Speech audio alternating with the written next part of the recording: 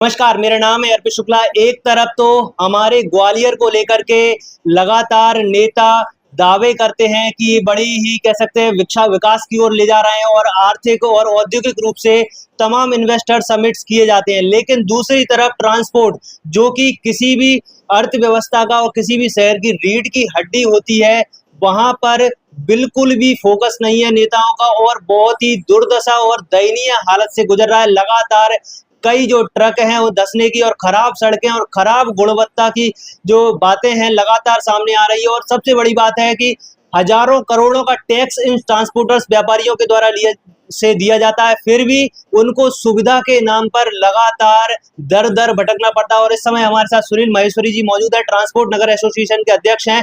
और हाल ही के समय में चर्चा में भाई साहब आप आए हैं कि आपने एक होर्डिंग लगा दिया, नरक नगर का, ट्रांसपोर्ट नगर का नाम परिवर्तित कर दिया। क्यों मजबूरन आपको ऐसा कदम उठाना पड़ा? क्या पूरी विचार भावना थी आपके मन में? भाई पिछले 10-15 साल से यही दुर्दशा है। जब बिल्कुल हद हो गई, कमिश्नर से मिल लिए, कलेक्टर से मिल लिए और कई हादसे हो गए, कई लोगों के माल खराब हो गए, ट्रक पलट गए, ऑटो पलट गए। जब बिल्कुल बिल्कुल सिर से ऊपर हो गई, जब सारे ट्रांसपोर्टरों ने और मिस्त्री भाइयों ने और सब लोगों ने निर्णय लिया कि अब ये ट्रांसपोर्ट नगर तो रहा नहीं है, नरक नगर रह गया है, तो इसलिए उसका नाम जो है नरक नगर रख दिया गया। और जब तक वह स्वर्ग नहीं बन जाएगा, जब तक उसका नाम नरक नगर ही रहेगा, सब लोग आगे कल से अपने अपने ट्रांसपोर्टों के बाहर बड़े बड़े पोस्टर नरक नगर के लगाएंगे। बिल्कुल, एक ट्रांसपोर्ट की अगर हम बात करें तो किसी भी शहर और अर्थव्यवस्था का मूल होता है, पूरे ही गुड्स एंड सर्विसेज। तो कितना महत्वपूर्ण है और क्यों इतना अनदेखा किया जा रहा है, इसको लेकर क्या कहेंगे?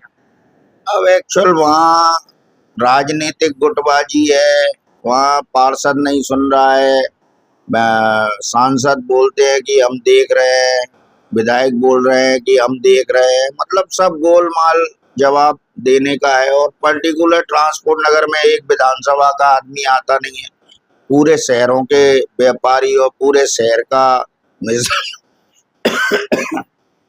मिस्त्री वर्ग आता है, तो प्रॉपर एक नेता कोई देखना ही नहीं चाहता। तो उनके लिए कुछ इतना विशेष फर्क नहीं पड़ता कि वोट यहाँ से मिलते हैं या नहीं मिलते, इस चक्कर में कोई उस पर ध्यान ही नहीं दे रहा है। तो इसलिए ये डिसीजन लिया है कि बिल्कुल 20 तारीख से हम लोग अनिश्चितकालीन हड़ताल पर भी चले जाएंगे और 25 तारीख को चक्का जाम और धरना प्रदर्शन भी करेंगे। एक बार आप मुझे, हमारे दर्शकों को ये भी समझाइए कि ट्रांसपोर्ट कितना महत्वपूर्ण होता है किसी भी शहर के लिए। ट्रांसपोर्ट का अंग परिवहन विभाग कितना महत्वपूर्ण है? देखिए, अगर ट्रांसपोर्ट नगर में हड़ताल हो गई तो ग्वालियर में सबसे पहले तो महंगाई हो जाएगी, सब चीज़ों के रेट बढ़ जाएंगे। जब माल की लोडिंग अनलोडिंग नहीं होगी, सारा ही माल उतरता है। आप ज़रूरत की चीज़ें, किराना ले लीजिए, पानी ले लीजिए, आप नमक से लेके सारा खान पान की सारी लोडिंग अनलोडिंग ट्रांसपोर्ट नगर में होती है। अगर ट्रांसपोर्ट नगर में 5 दिन भी हड़ताल चल गई तो मूलभूत सेवाएं पूरी शहर को नहीं मिल पाएंगी और त्राही त्राही मच जाएगी। आपने एक होर्डिंग लगाया नरक नगर का और काफी विरोध भी व्यक्त किया, उसके बाद में वो होर्डिंग ही गायब कर दिया अधिकारियों ने। क्या क्या हो गई? हाँ, उसका पता ही नहीं चल रहा। कल गए भी थे थाने में तो टीआई साहब भी जो है बोलने लगे कि आपने ऐसे कैसे नाम रख दिया। भाई, हम नरक में जी रहे हैं तो नाम हम रखेंगे, हमारा ट्रांसपोर्ट नगर है तो उसके हम डिमांड कर रहे हैं, उसको सही करो, गड्ढे भरो, लेकिन कोई तैयार ही नहीं है। इसलिए उसका सब नाम रख के नरक नगर रख दिया। और होर्डिंग चोरी हुआ था, कल उसका आवेदन दिया है, अगर कार्रवाई नहीं होती तो कोर्ट जाएंगे, कोर्ट से मुकदमा कायम करवाएंगे। एक तरफ तो मुख्यमंत्री इन्वेस्टर समिट बुला रहे हैं, ग्लोबल इन्वेस्टर समिट बुला रहे हैं और सांसद केंद्रीय मंत्री सिंधिया तमाम प्रयास कर रहे हैं, लेकिन दूसरी तरफ अगर मूलभूत सुविधाएं, जो सप्लाई चेन की बात होती है, वही नहीं होगी तो फिर इन्वेस्ट आएंगे? क्या लगता है आपको, इन्वेस्टर्स आएंगे? सब बेवकूफी क्या बातें हैं। अभी इतना पैसा इन्वेस्ट मीटिंगों में खर्च हो गया, लेकिन ग्वालियर शहर को देखते हुए कोई भी बड़ा इन्वेस्टर आना चाहता ही नहीं है। खराब स्थिति है। हाँ, बहुत खराब स्थिति है, कोई भी इन्वेस्टर नहीं आना चाहता।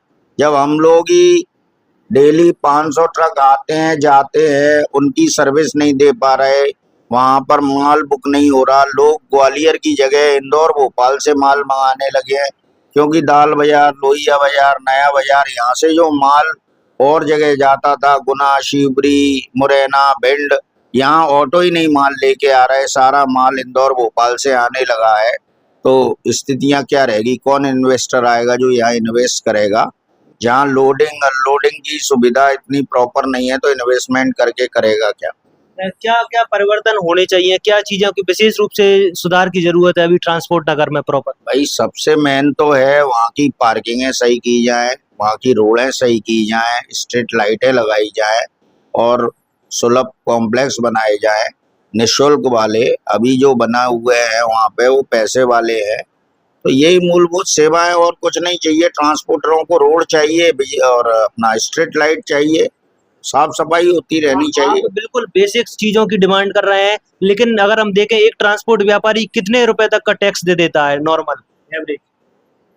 एक ट्रांसपोर्टर तो देखो टैक्स स्क्वायर फुट में टैक्स है। पूरा ट्रांसपोर्ट नगर से करोड़ों रुपए का टैक्स जाता है, और जीडीए अपना टैक्स ले रहा है, नगर निगम अपना टैक्स ले रहा है, और गार्बेज शुल्क अलग लग रहा है। मतलब टैक्सों की तो भरमार कर दी है उनने, लेकिन सुविधा के नाम से सब जीरो है।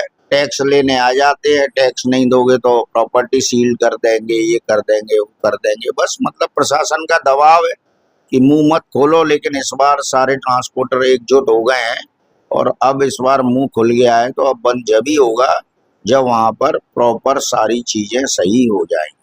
बिल्कुल, आप देख सकते हैं ट्रांसपोर्ट जो कि किसी हमारे शहर की रीढ़ की हड्डी है, और उस पर ही ध्यान नहीं है नेताओं और अधिकारियों का। लगातार करोड़ों हजारों करोड़ का टैक्स वसूला जाता है, उसके बावजूद भी मूलभूत सुविधाएं, स्ट्रीट लाइट, साफ सफाई, सड़क जैसी बेसिक सुविधाएं नहीं है। तो कैसे आप अपेक्षा कर सकते हैं कि ग्वालियर भविष्य की सिटी बन पाएगा और विकास की गति को रफ्तार दे पाएगा? फिलहाल मेरा आप सभी से आग्रह है, इस वीडियो को ज्यादा से ज्यादा शेयर करें ताकि मुख्यमंत्री मोहन यादव तक यह बात पहुंच पाए और जल्द से जल्द इस समस्या का भी समाधान हो पाए। धन्यवाद।